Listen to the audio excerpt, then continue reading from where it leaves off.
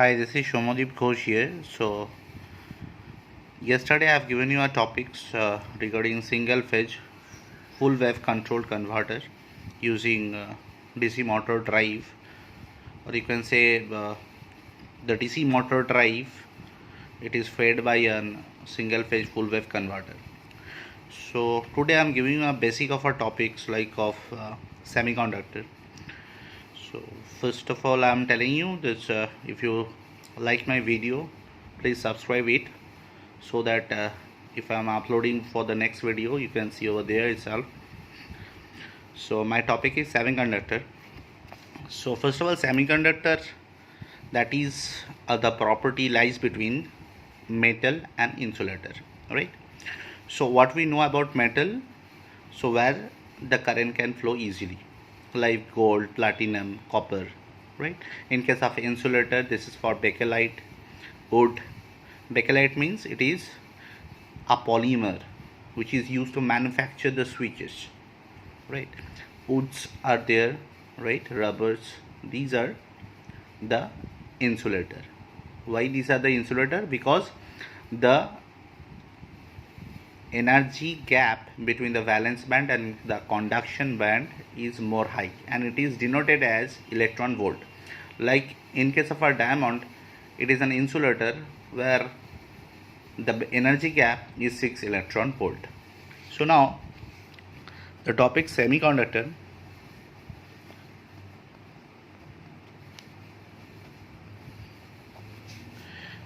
The semi means partially and the conductor means the conductivity, right? Conduct the electricity. So that is the property electrical conductivity lies between metal and insulator. So what will happen here? One of the property, another which is very important, it has a negative temperature coefficient of resistance. What does it mean? When the temperature will increase, the resistance will be decreased. But in case of a metal, that will be totally opposite. When the temperature is increased, the resistance will be increased, right? It is directly proportional with the resistance to the temperature in case of a metal. So what is semiconductor? I told you that is partially conductivity, right? Like of silicon, germanium, right?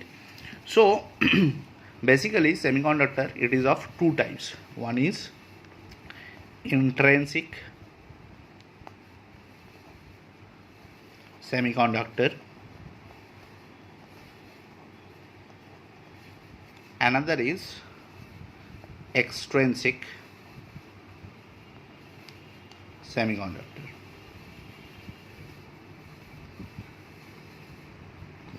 So first topics, that is intrinsic semiconductor. This is also called as PO semiconductor, right? Because no doping is added. No doping is added.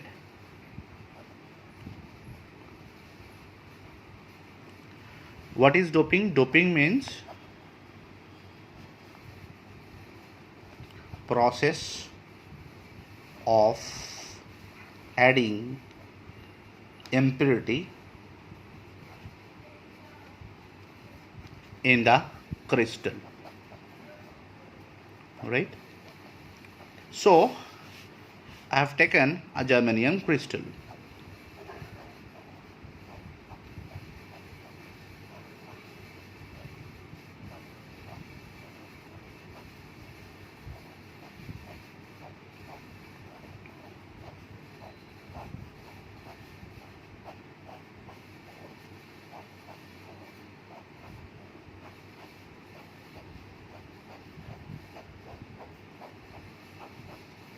So this atom is full of germanium. So this germanium atom is tetravalent. That means 4 electrons is surrounded by the atom. Right? 4 electrons.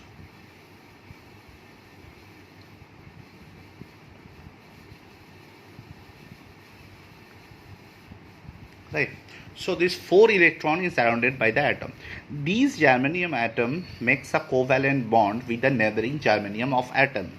So covalent bond means the share or the pair of two electrons. That is called covalent bond, like a single bond, right? Germanium, single bond, right? Also you can say take it as a silicon also, which is of a tetravalent. This is called as semiconductor elements, right? So what will be these things? So when we are giving heat from outside, this covalent bond breaks. So when covalent bond breaks, at that moment there is a flow of the electron as well as the holes. So what is holes? The absence of one electron, it makes a hole. So what will happen in case of an intrinsic semiconductor? So current flow due to the free electrons and holes both. So that is intrinsic semiconductor. No doping is added. Doping means process of adding impurity which will increase the conductivity of the metal, right? So what will happen at that moment? So if I'm taking an extrinsic semiconductor, so extrinsic means impurity is added, extrinsic semiconductor.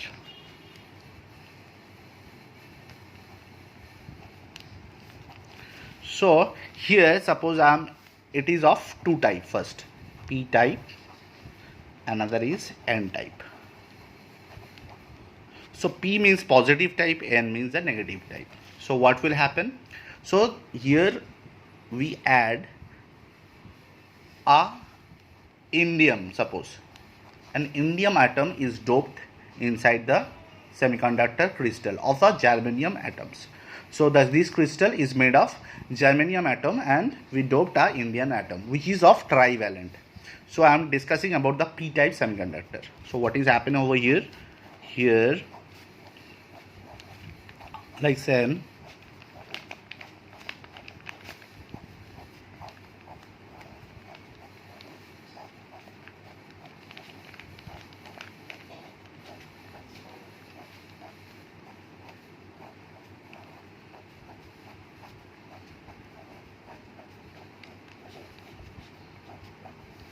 so these are germanium, but indium is added over there.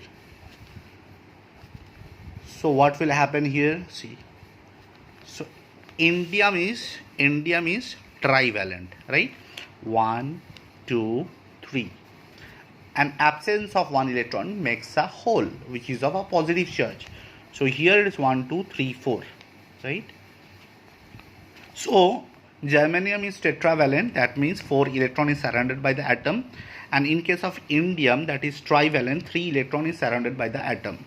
So these 3 electron makes a covalent bond with the neighboring germanium atom. But due to absence of one electron in indium, it makes a hole. So to fulfill the hole, one electron is jumped from here to here. So therefore the hole is creating here. So right now again, if it is jumped from here, then the hole is here. So hole is shifting inside the crystal which makes a current flow. So current flow due to the holes, that's why it is called p-type semiconductor. So current flow due to the holes, right? So what happened? So anyone can understand, right? If it is one indium atom is not doped, it's a pinch of there, because one indium we cannot see one atoms, right? So the multiple atom is doped inside the crystal. So multiple number of holes is created over there to make the current flow. So current flow due to the holes. So hole is positive type. That's why it is called p-type semiconductor. Okay. Now in case of n type, that is called negative type. What will happen? So phosphorus I have added over there, which is of pentavalent in germanium crystal.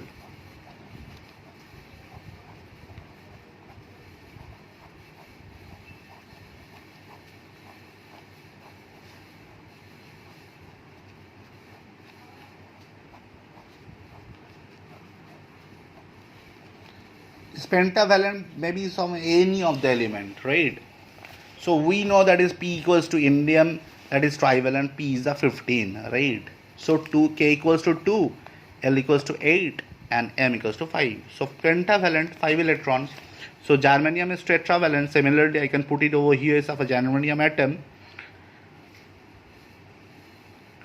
right? So phosphorus 1 2 3 4 another 5, this 1 electron it will be extra, right? So in phosphorus pentavalent, the 5 electron, among the 5 electron, 4 electron makes the covalent bond with the neighboring germanium atom, and 1 electron will be extra, which will moving inside the crystal, which makes a current flow. So current flow due to what? Free electrons, right? So free electrons, it is responsible for the current flow for n-type semiconductor. So electron is of negative type, that's why it is called n-type semiconductor. So now again, I told you before that it has a negative temperature coefficient of resistance. That means when the temperature will be increased, the resistance will be decreased. So what will happen over here itself? When the temperature is increased, this covalent bond breaks, right? So when covalent bond breaks, when the electron is shifting, that means in case of a valence band to the conduction band, valence band to the conduction band, that is energy gap,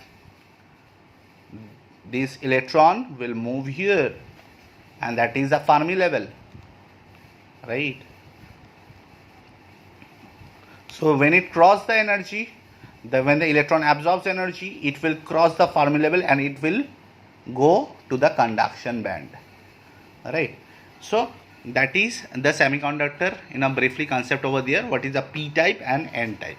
So in next video I will show you the for p-type and n-type, it will make a p-n junction diode. So after that the scientists discovered again a block is added, that is called PNP. After that PNPN come to the silicon control rectifier. So next there is no blocks are added, right? So let's see what will be the next step for the scientist or for us, if we can develop something for like of a dynamic SCR or not. Okay, thank you, thanks a lot.